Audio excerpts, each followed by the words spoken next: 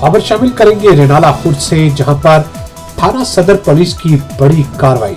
5 रुकनी डकैत गैंग के 4 मुलजमान को गिरफ्तार कर लिया गया, जिनसे असला और नकदी बरामद की। डीएसपी सर्कल रेनाला खुर्द एहसानुल्लाह की प्रेस कॉन्फ्रेंस। शहरों से लूट मार करने वाले 5 रुकनी डकैत गैंग के 4 मुलजमान सरबराह समेत गिरफ्तार। मजीद तफसीलात जानते हैं हमारे नुमाइंदे अब्दुल रऊफ से। जी अब्दुल रऊफ, आगाह कीजिए। जी बिल्कुल, डीएसपी सर्कल रेनाला खुर्द एहसानुल्लाह की प्रेस कॉन्फ्रेंस। शहरियों से लूट मार करने वाले 5 रुकनी डकैत गैंग के 4 मुलजमान सरबराह समेत गिरफ्तार। मुलजमान रास्तों पर नाका लगाकर राहगीरों से लूट मार करते थे। मुलजमान से 2 अदद पिस्टल, 1 अदद कारबीन और 50,000 नकदी बरामद। मुलजमान के कब्जा से 1 अदद गाड़ी भी बरामद। मफरूर मुलजम की गिरफ्तारी के लिए छापे मारे जा रहे हैं। कैमरामैन टीम के साथ अब्दुल रऊफ।